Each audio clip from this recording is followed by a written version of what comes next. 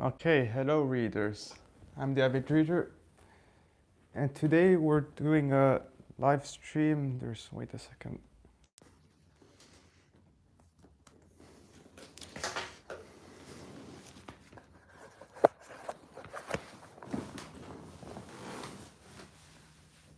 So, hello readers, I'm the Avid reader, and today we're doing a live stream to celebrate that I got 600 subscribers to yesterday, I think it was, or a few days ago. And for some reason, the orientation thing is not allowing me to talk to do the thing live stream horizontally. It's some glitch thing maybe when I set it up. So hi my uncle Bruno, hello. So to celebrate getting 600 subscribers, I thought to do a live stream about it. And last time I live streamed was a month and a half ago or so, and I've read some books since then, although less than usual now since university stuff makes me more busy, so I have less time to read. But I've still found some time to read a few books. So since the last live stream, I've read 7 new books. So let's get into it. Along with reading books, I've also been reading Foreign Affairs, which is a very interesting magazine. I've read all the essays. All that I've left to read so far are a couple of review essays and the book reviews, but yeah, I've read about 150, 200 pages of this magazine, and it's pretty interesting. You learn a lot of interesting stuff about current events in Russia and China and different parts of the world and relating to AI. And I think I'm gonna make a video soon relating to my thoughts on this foreign affairs issue, because it was a very enjoyable read actually. Without further ado, let's get into the books. So last time, if you remember, last live stream, there were 2 books I was reading at a time. One of them was Give Me a Break by John Stossel, which I finished in late August. And this is a libertarian book which talks about different problems that this journalist has with government and his experience as a journalist from starting his career as a journalist and going through time, and he explains the different scams he's revealed through his journalist activism, while also realizing that a lot of these scams involve the government in one way or another. So John Stossel, I'm a big fan of him. I watched earlier a lot his YouTube channel. He makes a lot of interesting consumer reports related to government stuff. But yeah, that was a pretty good book. Very, very American libertarian book, but still very well written still. The next book I read was, finished reading, was A Place Called Freedom by Ken Follett. And this is a historical fiction book, although it does have some romance also, and it takes place in the late 18th century, right before the American Revolution, I think in the 1770s or so. And it's about a coal miner in Scotland. And actually, an interesting thing I learned about this book, it made me realize how Britain was not that free for most people in the 18th century, which I was on the misguided idea that it was. But actually, it turns out that slavery for coal miners actually existed in Scotland until the late 18th century. And basically, there was some law thing that if you went to in Scotland, if you worked there longer than a day past your adult life. Hey, Williams Library, hi. I'm talking about Ken Follett's Place Called Freedom. And basically, if you worked a day longer than when you became an adult at the coal mine in Scotland, you basically became a slave to the lord of the manor. And they eventually abolished that, but still, pretty gruesome stuff. And Ken Follett paints really well a disgusting picture of how some British aristocrats behaved in the 18th century. So they really mistreated their coal miners. And we get to see there are three parts of the book. The first part takes place in Scotland, the second part takes place in London, and then the final part takes place in America. And there's also several love triangles in this book, but it's actually done pretty well for a Ken Follett book. It's not too annoying. So you've got Mac, the coal miner. You've got then I don't remember her name, but you've got some aristocrat lady, and then you've got another aristocrat guy, and there's some love triangle between those three. And there's some other love triangles also in this book, but you get to see some interesting things such as the squalor and violence in London. There's also some beef in this book between the unions in London and the aristocrats and their businesses. And then you've got a colonial plantation in Virginia where you actually get to see slaves and indentured labor and how they have to work. And you get to see that the main aristocrat character in this book is called Jay. He's really a bad guy, you can see. So he starts out okay, but he gradually becomes more and more evil throughout towards the end of the book. With him once hitting his wife, for example, he lies also to her, and eventually it ends with. And the book, I'm not gonna reveal the ending. Or no, I can reveal the ending also, I'll say spoilers. But it ends with a showdown in the mountains somewhere in the United States between Jay and some other bastard called Sidney Lennox, who's a really screwed up businessman who does weird evil stuff. You have a showdown between him, Jay against Mac and his girlfriend aristocrat, and then you have also some Indians who show up in this book and determine how this book is going to end. So yeah, it was a really good Ken Follett, but I think it's no, it's not my favorite. I prefer the what was that book called? I prefer the book about by Ken Follett right before World War One, but a Place Called Freedom was definitely superior than Ken Follett's big book about World War One itself, full of giants. So I would definitely recommend the book A Place Called Freedom, even though it's a long read. I think it's about 500 pages or something like that, although written in big letters, so it doesn't take that much time to read. But yes, it really makes you feel emotionally attached to the workers in this book, and it actually made me feel sympathetic towards their plight or their movement during the 18th century, which is surprising for me. But yeah. Next book I finished was a book in Swedish called Englands Historia by Dick Harrison, and this is basically, it's also called Del Två, so part 2, and this is basically a book about British history, or no, English history, from approximately 1600 up to now or so. And this book, and you learn a lot of English history reading that, and through reading this book, for example, I learned about how you actually had a massacre of peaceful protests in London in the early 19th century, around the time of the Napoleonic Wars. So yeah, through reading this book, it becomes clear that England was not really a free country for all men until the mid-19th century or so, which, before I read Ken Follett's book and England Historia, I had the impression that England was a pretty free country for white men in the late 17th century, but turns out it's actually only in the mid-19th century that it's a relatively free country.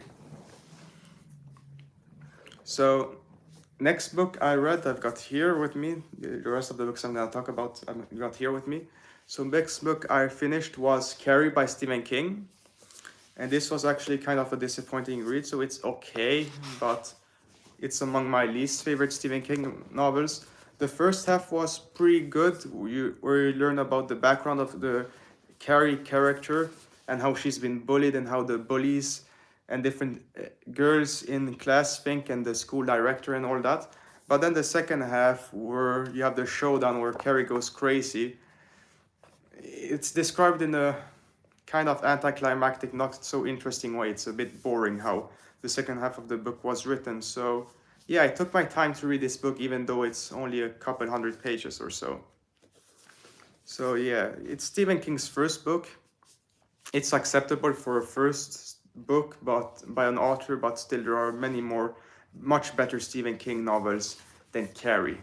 So would I recommend this book?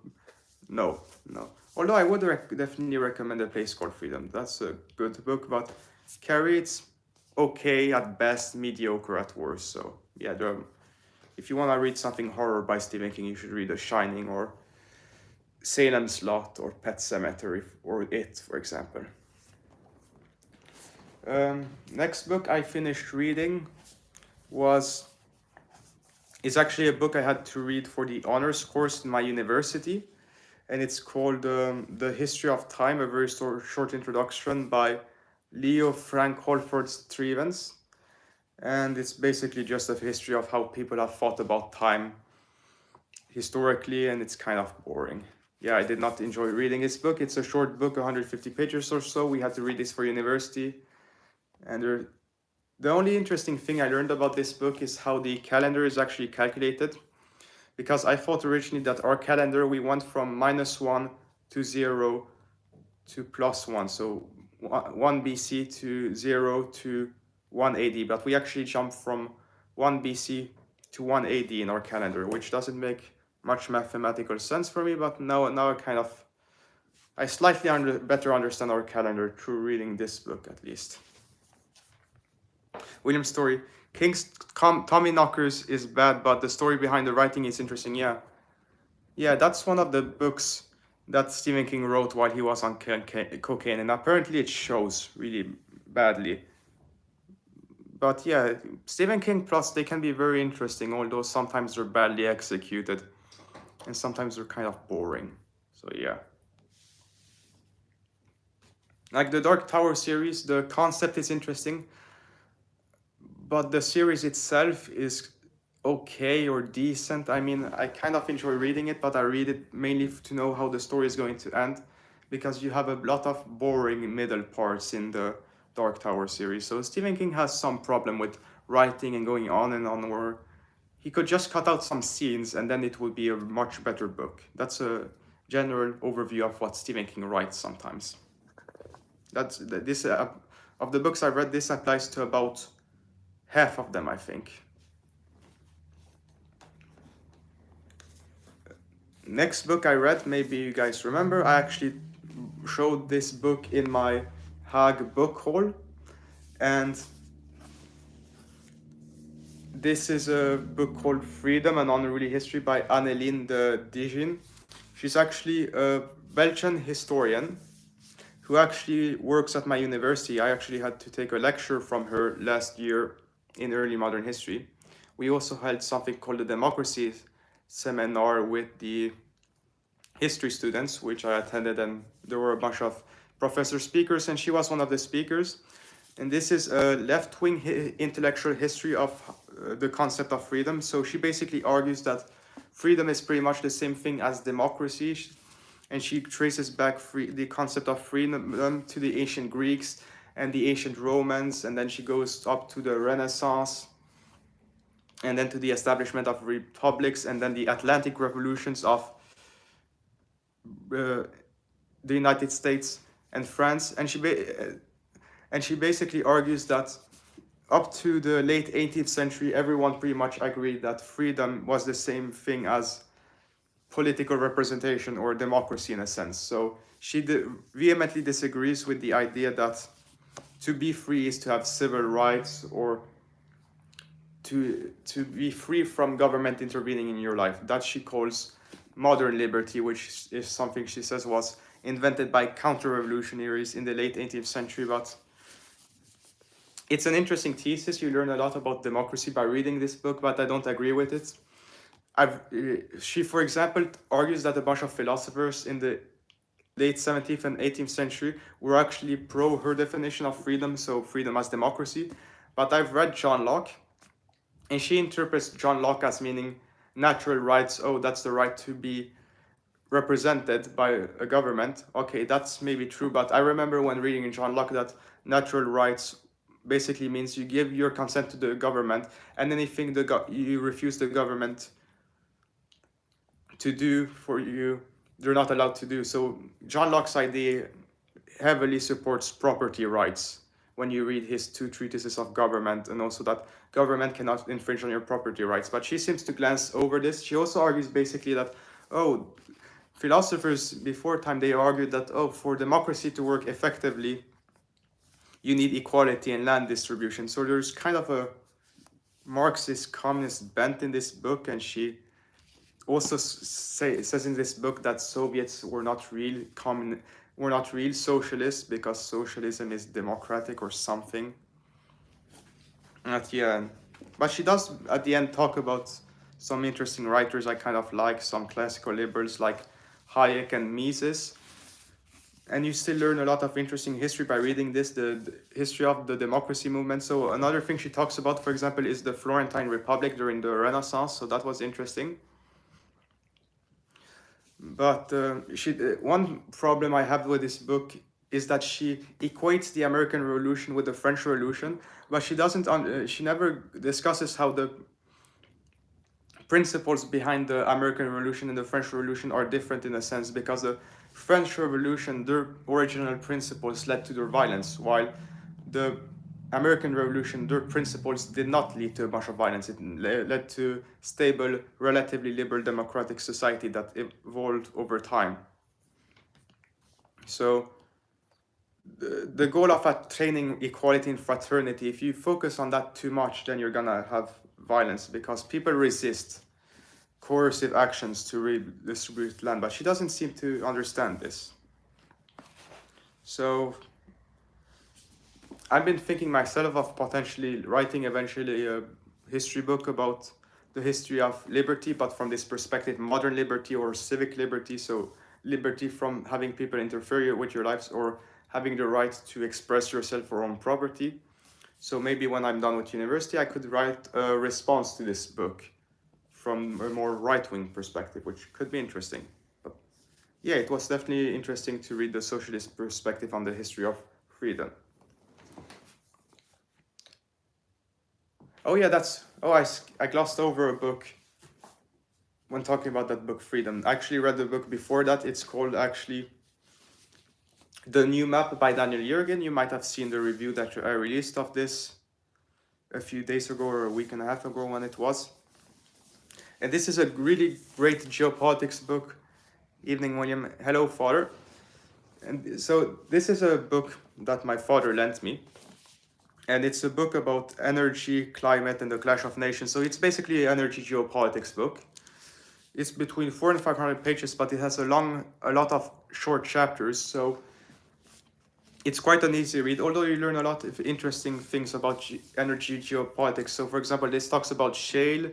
It talks about energy in the Middle East, in Russia, how China is dependent on energy, and it talks about things like the Malacca dilemma, how China is worried that the United States, by being present in the South China Sea, could actually block off China's access to oil if they were ever to intervene in Taiwan. So a lot of interesting geopolitical stuff in this book, and also in a relatively nuanced way. So, but also kind of in depth. So it's less basic of a book than what Tim Marshall writes. But it's not. It doesn't go around doing a bunch of predictions like Peter Zehan does. So in the concluding chapters of this book, he talks about possible futures, Daniel Yergin, and he basically argues, okay, you're gonna have a green energy transition, but still a large proportion, so a big minority or a majority of energy in 40 years is still going to be fossil fuels based, because especially in the developing world, you're having demand increase for energy, and green energy is complicated to produce. So although wealthy countries will produce it certainly, and you have China that's producing it also to a certain extent, green energy will not be as widespread as many people believe. If you read this book, you get the clear understanding of that. So that's a very good geopolitics book. I'm definitely happy to have read it. It might be in my top 3 favorite geopolitics books of all time I've actually read. I would say this, Future of Geography, and The best one is Asia's Cauldron, definitely, but then maybe this. My father is reading American Nations currently and recommends this. Oh yeah, that's a good cultural history book. It was actually the first history book I read. And that book is about the 11 different cultures and their history in the United States. So that's called, I think, American Nations by Colin Woodard. That's definitely a good short history book you should check out. Yeah. And anyway, if you want to learn more about this book, of course, you can check out my review of it. But if you want to learn about energy geopolitics, then you should definitely check it out. So those were the books I've read in the past few weeks. But alongside that, I've also been reading the latest Foreign Affairs issue. The September-October 2023 issue. And the theme of this magazine is the desperation of dictators. So there are several articles on Putin's Russia and Xi Jinping's China. And among the writers in this Foreign Affairs issue, you have Ian Bremmer, and you also have Francis Fukuyama, interestingly. And yeah, I really like these articles that I read. I'm gonna make a future video on my thoughts on them, kind of. But yeah, this magazine, Foreign Affairs, it clearly has a neoliberal bent, which I generally agree with. Although it's a bit too statist for my taste, so it really likes the IMF loans for some reason, and it also wants to rein in AI, which I don't think you can control AI as much as these thinkers in Foreign Affairs think you can. And yeah, but this book basically talks about how we're gonna be among things that this magazine talks about is how we're gonna be in conflict with China, that Chinese economic growth is gonna slow down.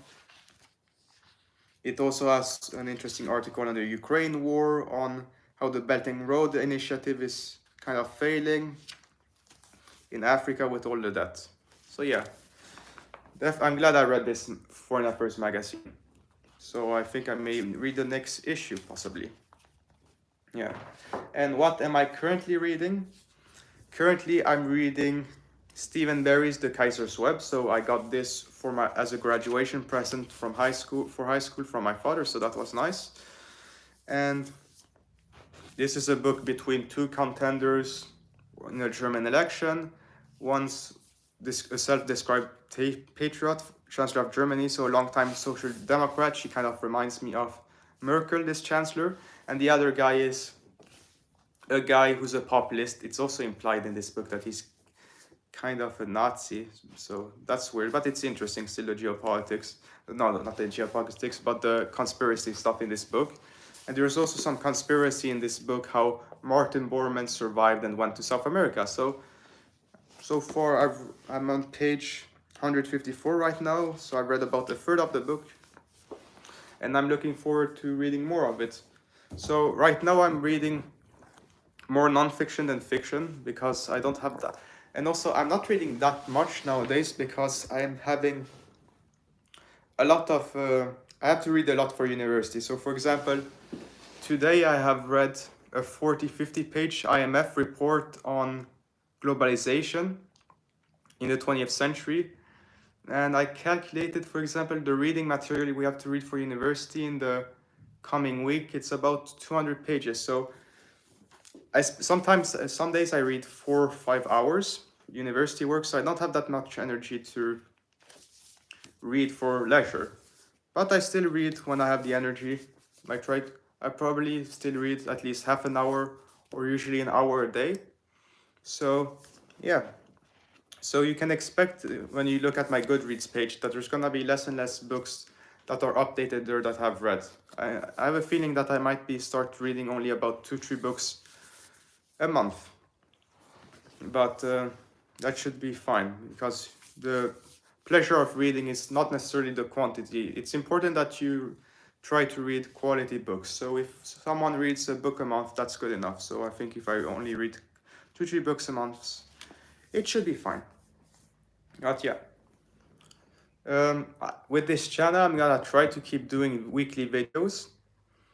William Slabby, I recommend Mark Felton's YouTube video series, The Hunt for Martin Bormann. Oh yeah, Mark Felton, that tells me something. I've heard that channel name somewhere.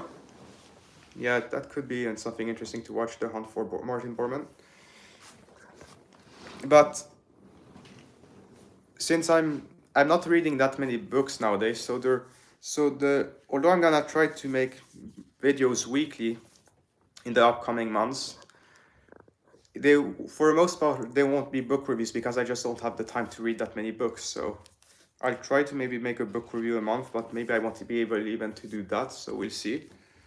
I might review some other stuff, such as a book I want to read in French, or I might review foreign affairs, so you can expect the content on the channel to change slightly.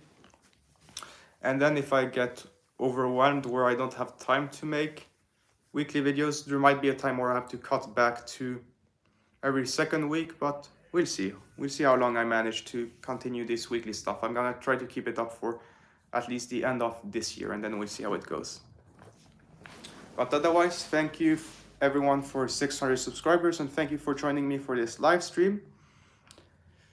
And of course, there will be a video coming out tomorrow. It will be about my main criticism of Thomas Sowell in that video, actually. But otherwise, I'm the Avid Reader. Thank you, readers, for joining me, and I will see you, readers, next time. Goodbye.